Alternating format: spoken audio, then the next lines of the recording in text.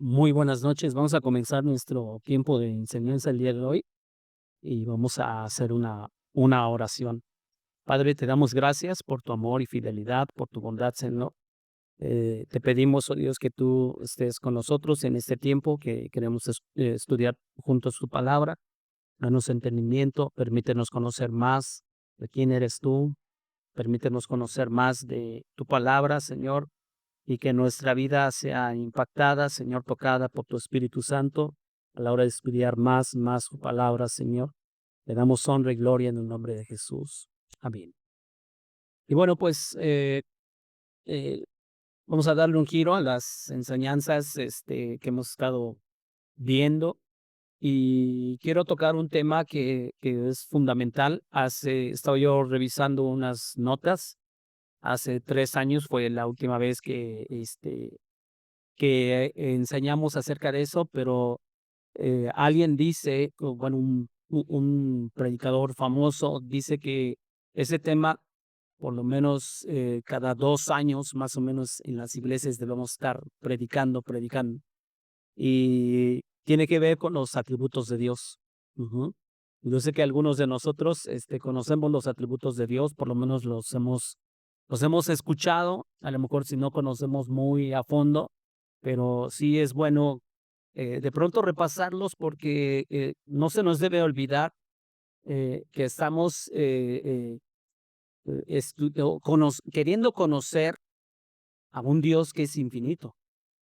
Entonces, ¿cuándo realmente nosotros podremos llegar a conocer en su totalidad a Dios? Pues nunca, nunca, absolutamente. Pero siempre es bueno considerar, porque a veces se nos olvida con quién estamos tratando, ¿no? Con quién nos estamos relacionando.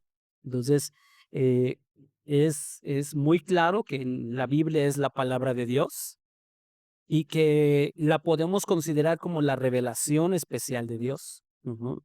Alguien decía en alguna ocasión que si, porque pues obviamente dentro de la iglesia cristiana evangélica sabemos que la Biblia ocupa un lugar preponderante, ¿no? O sea, es un lugar primordial dentro de nuestra fe, dentro de nuestra práctica cristiana. Y alguien decía, ¿cómo es posible que digan que podemos conocer a Dios solamente por leer un libro?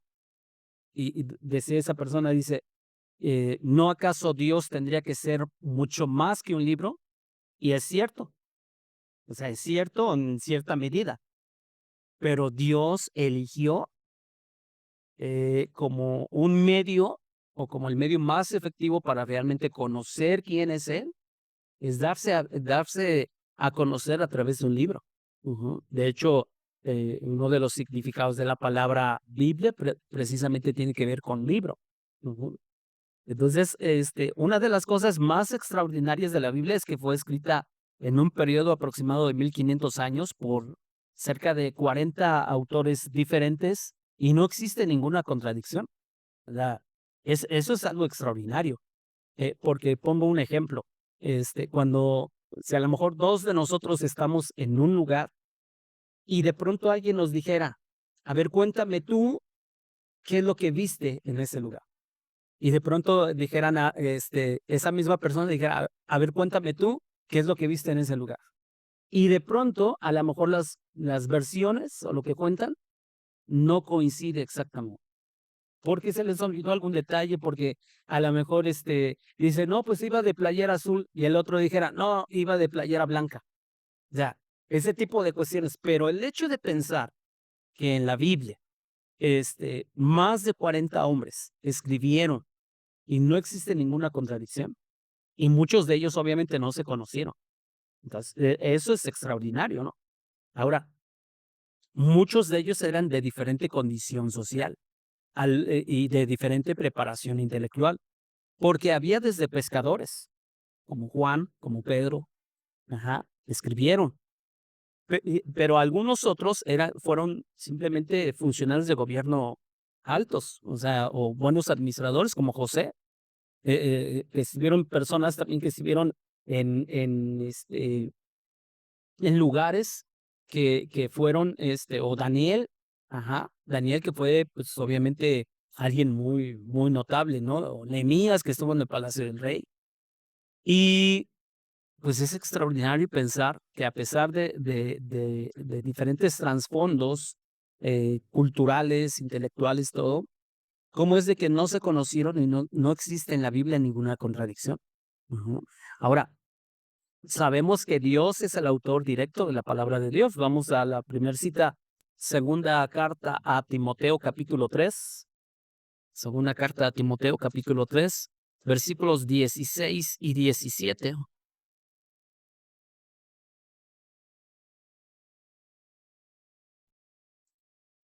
Y quien lo tenga me puede ayudar a leerlo, por favor. Toda la escritura es inspirada por Dios y es útil para enseñarnos lo que es verdad y para hacernos ver lo que está mal en nuestra vida. Nos corrige cuando estamos equivocados y nos enseña a hacer lo correcto. Dios lo usa para preparar y capacitar a su pueblo para que haga toda buena obra. Ujú. Toda la escritura es inspirada por Dios. O sea, quiere decir que Dios es el autor directo, de toda la escritura, tanto de Antiguo Testamento como de Nuevo Testamento. Todo lo que nosotros conocemos. Un teólogo llamado J.I. Packer dice, la Biblia es un solo libro con un solo autor, que es Dios el Espíritu, y un solo tema, que es Dios el Hijo, y los propósitos salvíficos del Padre que giran en torno a él. O sea, ahí está la Trinidad. Y J.I. Packer lo describe perfectamente. La Biblia es un solo libro y es un solo autor. Y habla de un solo personaje y de un plan específico redentor del Padre. Ahora bien, la autoría de la Biblia nos lleva a dos principios de interpretación principales. Número uno, el principio de la unidad. ¿Eso qué quiere decir? El principio de la unidad. Que a pesar de que uno pueda ver que hay Antiguo y Nuevo Testamento, hay una armonía, hay una unidad en el mensaje. Ajá. Pero el segundo principio también es el principio de la no contradicción. No existe ninguna contradicción en la Biblia. Aunque, si recuerdan, en algunas ocasiones les he dicho, pareciera que existe una contradicción, pero en realidad no existe. No existe contradicción. En otras palabras, la Biblia es un mensaje sin contradicción alguna. Ahora, sabemos que el personaje principal de la Biblia es Jesús. Y que creyendo en Él tenemos vida eterna. Vamos a Juan capítulo 5, versículo 39. Juan 5:39.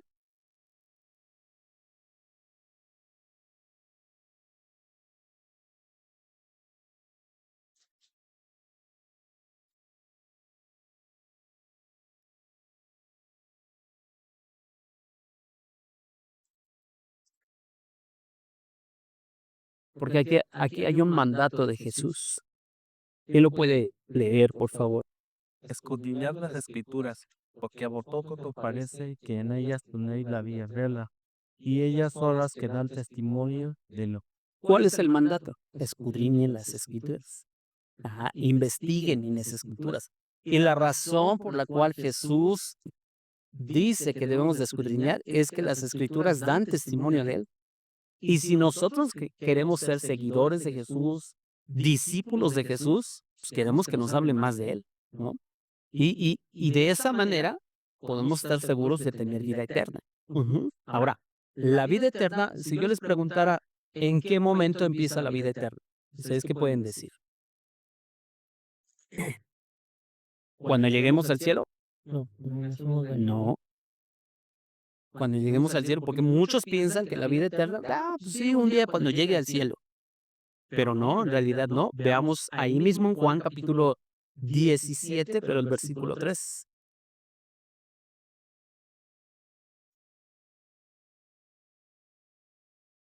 Quien guste lo puede leer en voz alta.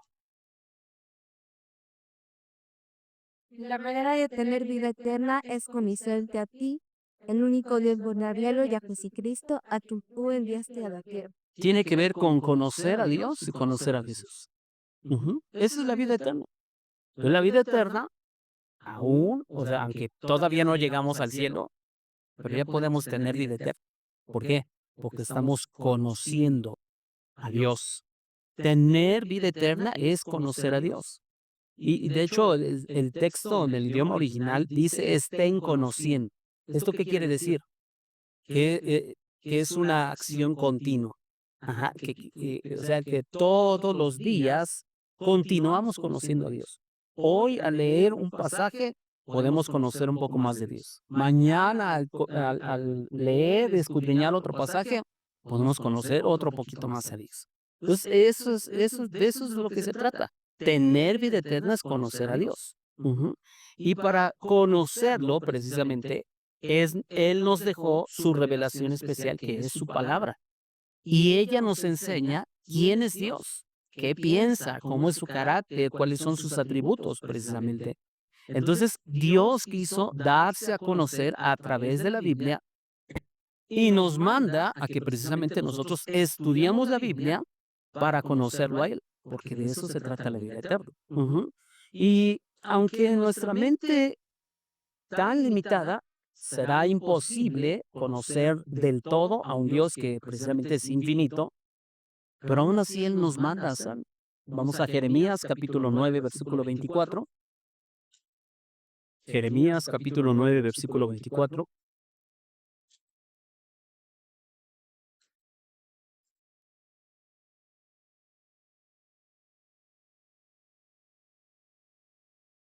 ¿Quién no puede leer, por favor? Pero los que desean captarse que lo hagan solamente en este, de conocerme verdaderamente y entender que yo soy el Señor, quien demuestra amor inagotable y trae justicia y rectitud a la tierra, y que me deleite en estas cosas, yo, el Señor, he hablado. Ujú. Eh, Dice, si alguien se quiere alabar en algo, si alguien se quiere jactar relativamente de algo, ¿qué dice? Solo en que me entienda y me conozca. Ujú. En entenderme y conocer. Pero es algo curioso que la Biblia, Dios, a través del profeta, nos dice eso. Este, ¿Cómo voy a entender a un Dios infinito? O sea, ahora, no porque sabemos, o sea, que no podremos en esta condición, sin duda, no podemos decir, bueno, pues como no puedo, pues ni siquiera hago el intento, ¿no? O sea, Dios todavía, aún así, aunque sabe que no podremos nunca llegar a conocerlo en su totalidad, pero Él está diciendo, bueno, si de algo algún ser humano se quiere jactar, se quiere realmente, como dice la versión 60, dice más, alábese en esto el que se de alabar. Ujú. En entenderme y conocer. Entonces hablemos un poco de los atributos de Dios. Eh, a los atributos de Dios, algunos prefieren llamarles las perfecciones de Dios. Ujú. Y generalmente esos atributos o perfecciones se clasifican principalmente de dos maneras: los atributos comunicables y los incomunicables. Ajá, incomunicables. Los comunicables son los que eh, son transferibles en parte al ser humano. Por ejemplo, uno de ellos, de los ejemplos es, por ejemplo, sabemos que Dios es sabio. Ese atributo nosotros lo podemos tener, pero solo en parte, porque Él es el único que tiene toda la sabiduría y además su sabiduría es perfecta. Nosotros o el ser humano, si Dios le da una gracia de ser sabio, pero nunca va a tener una sabiduría perfecta, ni va a tener toda la sabiduría, va a tener solo una paz. Ujú. Otro atributo que es comunicable, lo cual acuérdense, es que solamente podemos tener una parte, es por ejemplo de la santidad. Dios es perfectamente santo y nosotros podemos tener desarrollar de algún modo el fruto de la santificación, o sea, vivir en santidad, pero no vamos a ser perfectamente santos, pero estamos buscando y anhelando vivir en santidad. Ajá. Y les decía yo, se clasifican los atributos en comunicables e incomunicables. Los incomunicables son los que son exclusivamente de Dios. ¿Cuáles, por ejemplo, podemos entender que son atributos exclusivamente de Dios? Omnipresente. Él es omnipresente. No, ningún ser humano puede ser eso. Omnisciente, ajá, que conoce todo, que sabe todo, ajá, que Él es todopoderoso. Ujú. Esos son exclusivamente de Dios. Ahora, los atributos, la Biblia, de algún modo, le llama virtudes. Primera carta del apóstol Pedro, capítulo 2, versículo 9. Primera de Pedro, capítulo 2, versículo 9. Y vamos a ver cómo es de que en la Biblia, les decía yo, no encontramos la palabra atributo en sí aplicado a Dios, pero sí se le llama virtudes. Alguien que nos ayude a leerlo. Para vosotros soy linaje escogido, real sacerdocio, nación santa, pueblo adquirido por Dios, para que anunciéis las virtudes de aquel que os llamó de las tinieblas a su luz admirable. Que anuncien las virtudes. Ajá, que anuncien las virtudes. Entonces, vemos como en la Biblia, estrictamente en la Biblia, no está la palabra atributo, pero sí virtudes. Ajá, como aquí lo usa el apóstol Pedro. Algunos estudiosos, como el pastor John MacArthur, prefiere llamarle perfecciones, como hace un rato les mencionaba, las perfecciones de Dios, en lugar de atributos. Porque perfecciones, él argumenta eso, perfecciones especifica que las características de Dios son todas perfectas, ojo, todas perfectas y distinguen precisamente a ese Dios que es perfecto. Y quiero hablar precisamente del primer atributo, que es que Dios es santo. Ujú. Dios es santo. Y eso creo yo que todos sabemos que es un atributo de Dios. Dios es santo. Ajá. Vamos a Levítico capítulo 19, versículo 2. Levítico capítulo 19, versículo 2.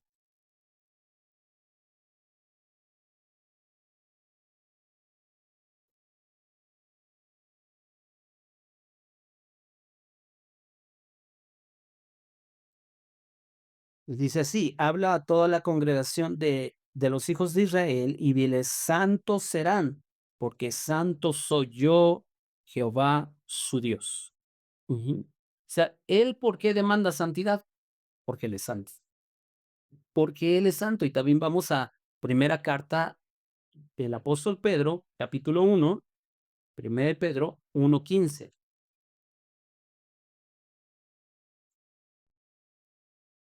Que prácticamente es la referencia de lo que acabamos de leer en el Levítico 19, viene también en el Nuevo Testamento. ¿Quién puede leerlo? Primera de Pedro, capítulo 1, versículo 15. Sino como que os llamó en santo, sed también vosotros santos con toda vuestra manera de vivir. Ajá, sean ustedes también santos. Pero me llama la atención cómo es de que aquí la escritura dice en toda su manera de vivir. ¿Eso qué quiere decir? Que no podemos pensar que podemos ser santos solamente en ciertas áreas. Tenemos que buscar la santidad en todo lo que nosotros hacemos, en nuestra mirada, en nuestras palabras, en nuestras actitudes, en cómo incluso respondemos ante los demás. Ujú. Absolutamente en todo y en todos los lugares. Ahora, como hace un rato les decía yo, este atributo de la santidad lo podemos tener en cierta medida y lo debemos de buscar porque Dios demanda de su pueblo precisamente santidad, pero nunca podremos obtener una santidad perfecta. Ujú. Porque nosotros es como, por ejemplo, Pablo, ¿qué es lo que dice? Por ejemplo, en Romanos 7, hago lo que no quiero hacer.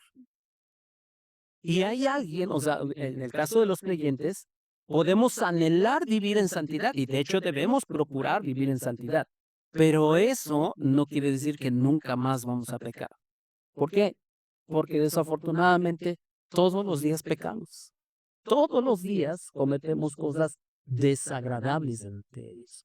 Entonces, nosotros, ¿qué es lo que podemos ver de este atributo de Dios, de lo que Dios es santo?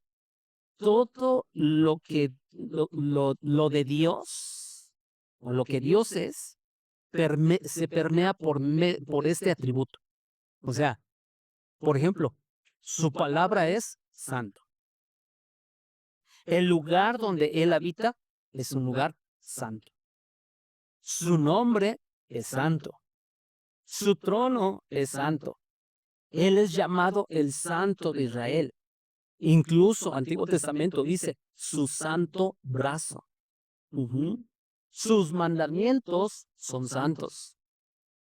Y vemos cómo todos sus atributos son permeados por medio de este atributo de la santidad de Dios. Ahora, no quiere decir que Dios sea más santo o sea, no es que ese sea el mayor de sus atributos, sino estoy diciendo que todos sus atributos funcionan en la medida de su santidad.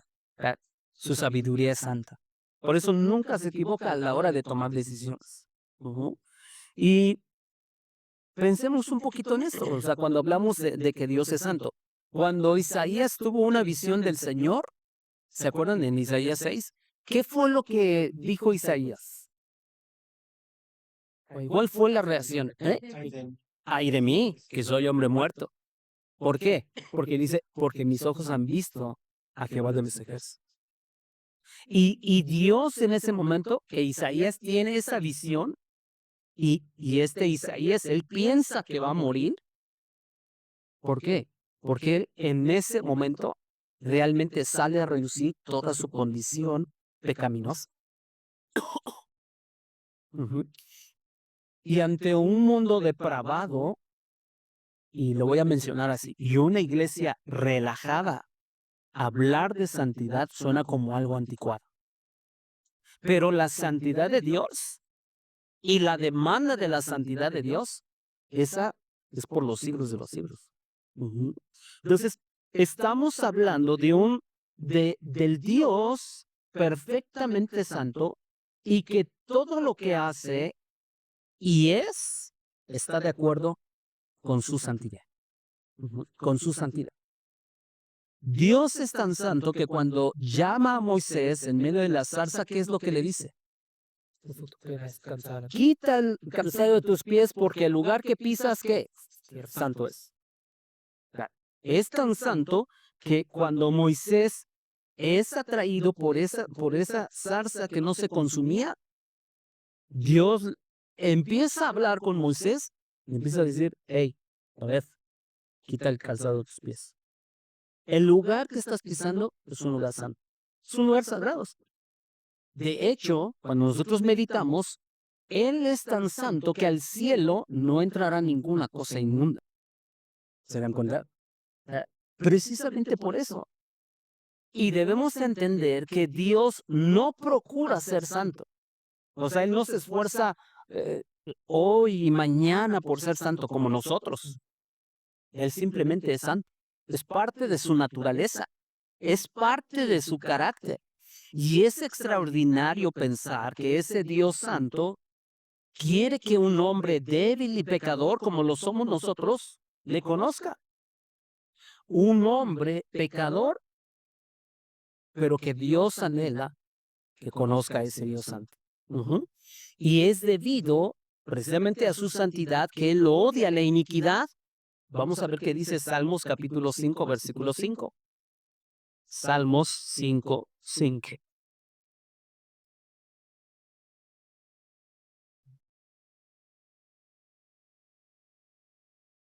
¿Quién lo lee, por favor? Los intrisaltos no estarán delante de tus ojos. Aborreces a todos los que hacen iniquidad. Aborreces a todos los que hacen iniquidad. Y es ahí donde de pronto, yo no sé a cuántos de nosotros nos puede de pronto costar un poco de trabajo este tipo de versículos. Yo les confieso, la verdad es de que hace mucho tiempo que esto me causaba como un conflicto. Porque siempre se ha hecho un sobreénfasis en el amor de Dios. ¿Sí o no? Y esa es una verdad. Y eso es un atributo de Dios. Dios es amor. Pero se hace tal sobreénfasis exclusivamente en el amor de Dios que cuando encontramos este tipo de versículos, vuelvo a repetir, a mí me pasó hace mucho tiempo. Cuando leía yo este tipo de versículos, a ver, ¿cómo es de que un Dios de amor, dice el versículo 5 en la segunda parte, dice, aborreces a todos los que hacen iniquidad?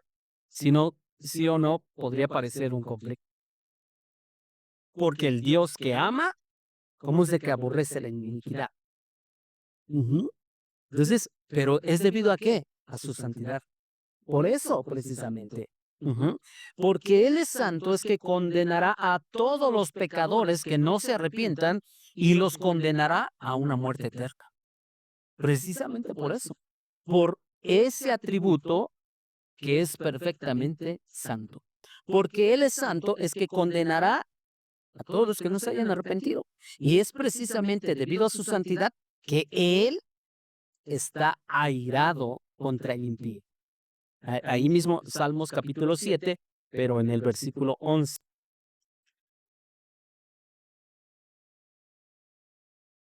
¿Quién lo lee, por favor? Dios es juez justo y un Dios que se indigna cada día contra el impío. Un Dios que se indigne contra el impío. Ujú. En la versión 60 dice que está airado contra el impío todos los días. Y vemos entonces cómo es de que, por ejemplo, el Salmo 5 dice, aborreces a todos los que hacen iniquidad. Y fíjense, si nosotros tomamos en cuenta lo que dice el texto bíblico, ¿qué dice? ¿Aborreces la iniquidad? No. El texto aquí por lo menos dice a todos los que hacen iniquidad. Quiere decir que son personas. Personas que hacen iniquidad, Dios los aborrece. Pero aún el Salmo 7:11 dice, Dios está airado contra el impío cada vez que se equivoca. Dice todos los días. ¿Por qué? Porque dice la Biblia, por ejemplo, Juan capítulo 3, que aquel que no cree en el Señor, la ira de Dios está sobre él. Ujú. No el amor de Dios, sino la ira de Dios. Ajá. ¿Se dan cuenta? Entonces, Dios es tan santo que, por ejemplo, cuando Moisés, ¿se acuerdan, por ejemplo, Éxodo 31, 32, 33, cuando Moisés le dice a Dios, déjame ver tu rostro? Y yo digo que es una de las oraciones más atrevidas que hizo un hombre y que está registrada en la Biblia. Déjame ver tu rostro. Esa oración no la hizo eh, alguien más que Moisés, ni siquiera David. Pero Moisés, en ese anhelo, porque está ahí, acaba de suceder lo del becerro de oro, y Moisés está intercediendo por el pueblo, y Moisés está pidiendo otra oportunidad para el pueblo de Israel, y él está ahí, de algún modo, digámoslo así, tratando de convencer a Dios, y le dice, Dios, déjame ver tu rostro. Y yo digo, qué oración tan atrevida de Moisés. Pero ¿qué es lo que Dios le dice? Vamos a Éxodo 33, precisamente, versículo 18. Éxodo 33, 18.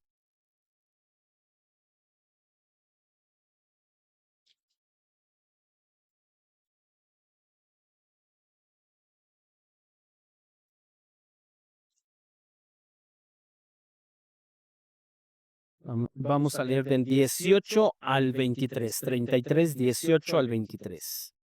Dice él entonces dijo, te ruego que me muestres tu gloria. Esa es la oración de Moisés. Y dice, 19, y le respondió, yo haré pasar todo mi bien, está hablando Dios, delante de tu rostro y proclamaré el nombre de Jehová delante de ti y tendré misericordia del que tendré misericordia y seré clemente para con el que seré clemente. Dijo más, no podrás ver mi rostro porque no me verá hombre y qué vivirá. Versículo 21, y dijo aún Jehová, he aquí un lugar junto a mí y tú estarás sobre la peña. Y cuando pase mi gloria, yo te pondré en una hendidura de la peña y te cubriré con mi mano hasta que haya pasado. Después apartaré mi mano y verás mis espaldas, mas no se verá mi rostro. ¿Y cuál es la razón, según el texto bíblico, cuál es la razón por la cual Dios no lo dejó ver su rostro? Dice, porque no habrá hombre que me pueda ver y que... Ajá, querida. Ujú. Entonces, es precisamente por ese atributo de la santidad de Dios, de que Dios es santo, es por lo que toda su sabiduría, todo su poder, siempre con propósito de qué, de glorificar su santidad, de exaltar su santo nombre. Y ese atributo de Dios, como lo mencionaba yo, es comunicable a nosotros en cierta manera, no en su totalidad, porque Dios es perfectamente santo. Y se nos manda a nosotros los creyentes a ser santos, porque la Biblia dice que sin santidad nadie verá a Dios. Nadie verá a Dios. Por eso es por lo que el verdadero creyente, aunque seguimos pecando, pero anhelamos vivir en santidad. Porque sabemos eso que está establecido en la palabra, sin santidad nadie verá al Señor. Pero en esta carne no podremos ver a Dios, sino solo hasta que este cuerpo sea glorificado, porque lo conoceremos tal y como es Él. Vamos a primera carta de Juan, primera de Juan capítulo 3, versículo 2. Primera de Juan 3, 2.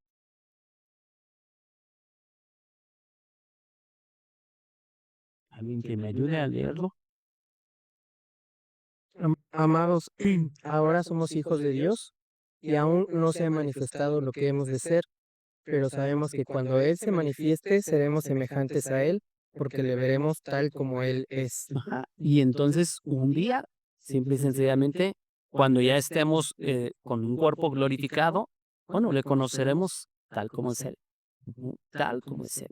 Ahora, hay algunas, estoy seguro que algunos de nosotros hemos escuchado personas que dicen, no, Dios se me presentó en mi recámara anoche, ¿verdad? Pero seamos honestos. Si realmente fuera así, que Dios se presentara en la recámara de alguien, ¿ustedes cómo creen cuál sería la reacción de esa persona si realmente Dios se les presentara? De arrepentimiento. Por lo menos de arrepentimiento, De horror también. Miedo. ¿sí? De un temor, o sea, recordemos algo, ¿cuál fue la reacción de Isaías? Pensaba que se iba a morir. Ay de mí que soy hombre muerto. Y eso fue lo que él dijo. Él no dijo, y fíjense, él no dijo me quiero morir. Si entendemos la diferencia. Él no dijo me quiero morir. Él dijo, ay de mí que soy hombre muerto, porque mis ojos han visto al Señor. Ahora, era una visión. Y eso, de hecho, los estudiosos dicen que cuando nosotros leemos Isaías del 1 al 5, Isaías, su profecía o de algún modo el mensaje que él traía, un mensaje diferente. Después de Isaías 6, cambió completamente el mensaje profético de Isaías. Y no porque las primeras profecías de Isaías fueran en su carne, por llamarlo así, o que a él nada más se le hubiera ocurrido, sino simple y sencillamente a partir de que Isaías tiene un encuentro con la santidad y la majestad de Dios, su ministerio cambió radicalmente. Ujú. Entonces, algunos por más que digan, tuve una experiencia, Dios se me apareció, Jesús se me apareció y todo, la verdad es que no. No. La Biblia dice, incluso, por ejemplo, vamos a Malaquías capítulo 3, versículo 2, porque la Biblia dice que ¿quién podrá estar de pie cuando Él se manifiesta? Malaquías capítulo 3, versículo 2. ¿Y quién podrá soportar el tiempo de su venida? ¿O quién podrá estar en pie cuando Él se manifieste? Porque Él es como fuego purificador y como pavo de lavanda. Ujú. ¿Quién podrá estar de pie? Nadie.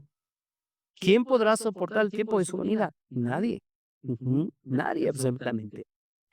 Cuando Dios se manifestó por petición de Moisés, lo que hace un rato leímos en Éxodo 33, dice que Dios lo puso sobre una roca, sobre una peña, es lo que dice el texto. y dice que lo cubrió con su mano. Pero cuando se manifestó con Isaías, nada lo cubrió. Si ustedes se dan cuenta, nada lo cubrió. Moisés no sintió morirse porque Dios mismo lo cubrió, pero Isaías fue desnudado por la santidad de Dios. Ujú. Pero ese Dios santo también es un Dios de gracia, ciertamente. Y en estas dos historias de Moisés e Isaías se manifestó su gracia también, la gracia de Dios, porque a Moisés lo cubrió con su mano. ¿Para qué? Para que Moisés no muriera. Mientras que a Isaías, la gracia de Dios se manifiesta, tanto la santidad como la gracia, porque en la gracia, o sea, Isaías tiene esa visión y tiene un encuentro con la santidad de Dios y él piensa que se va a morir. Pero la gracia de Dios ahí también actuó porque dice que pasó un carbón encendido en sus labios. Y es gracia. Ujú. Porque no, Dios no dijo, bueno, ok, que se muera y ya. No, ahí está la gracia. Y cuando hablamos de la santidad de Dios y cómo es de que demanda Él santidad, hablamos de que cada vez que nos acercamos a Él, debemos, realmente si hemos estado en su presencia, nosotros debíamos de decir, ay de mí, que soy pecador. Ay de mí, que soy pecador. Y solo para dejarlo hasta aquí, esta enseñanza, el significado de la palabra santo quiere decir separado. En esencia es separado. Cuando es aplicable a Dios exclusivamente, significa que Él es un ser separado. Ujú. Separado. ¿Por qué? Porque Él es perfectamente santo. Ujú. Y a pesar de que se relaciona con los pecadores, con nosotros como hombres pecadores, o sea, es ahí donde nosotros es extraordinario pensar cómo un Dios perfectamente santo quiere relacionarse con nosotros, que somos pecadores. Y a veces la palabra santo lo relacionamos ciertamente con pureza, y tiene que ver con pureza, pero va más allá de la pureza. Ujú. La santidad incluye pureza, pero va más allá. Y eso no se nos debe de olvidar. Y como les decía yo, lo quiero dejar hasta acá, pero créanme, cuando nosotros, y de hecho es que estaba yo leyendo para preparar esta enseñanza, estaba yo leyendo un libro del pastor Sproul, que murió hace cerca de 8 años. Y de verdad, cuando yo lo estaba leyendo, por lo menos una parte, de verdad que cuando uno piensa en la santidad de Dios, uno dice, no, sí hay que caminar derechito, derechito, porque créanme que sus juicios son santos. Y cuando la Biblia dice que nada, ninguna cosa inmunda entrará al cielo, es una verdad. O sea, nosotros no podemos pensar, pues ay, puedo llevar un cristianismo, pues ay, medio, y que bueno, sí dice la Biblia que sin santidad nadie verá al Señor, pero pues ¿quién no se equivoca? ¿Quién no? No, esa no debe ser la manera de pensar. Nosotros debemos buscar la santidad, como lo leíamos que escribió el apóstol Pedro, en toda nuestra manera de vivir. Y eso pues, nos llevará toda la vida. Y aunque seamos cristianos honestos, comprometidos con el Señor, sin duda que nos vamos a equivocar y sin duda que vamos a pecar. Pero eso no quiere decir que nosotros debemos decir, bueno, ya pequé, pues ya, ay, me la llevo. No, porque precisamente como Él es santo, demanda santidad de nosotros. ¿Ok? Pues vamos a orar. Padre, te damos infinitas gracias. Gracias por tu amor, misericordia, por tu gracia. Permítenos, oh Dios, conocerte más, Señor. Saber que tú eres un Dios perfectamente santo, que odias al que hace iniquidad, que odias al impío, que estás airado contra él todos los días.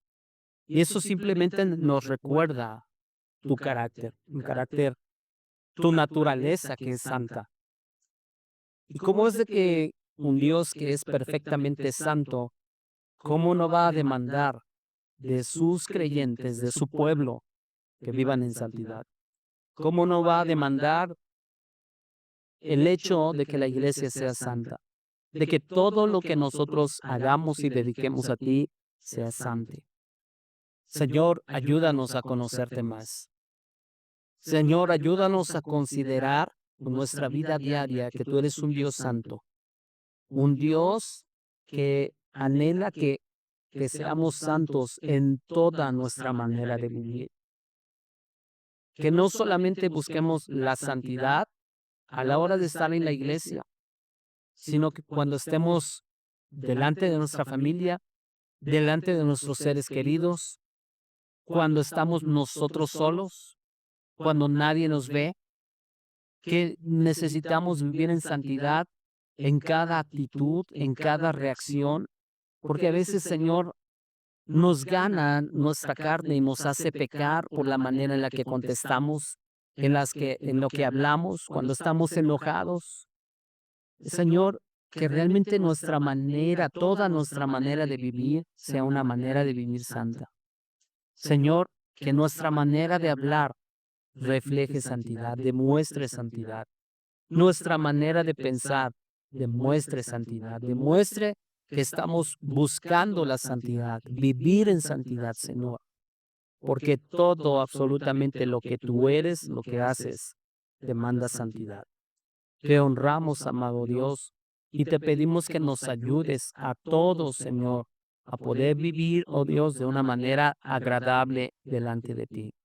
No para agradarnos a nosotros, sino para agradarte a ti, Señor.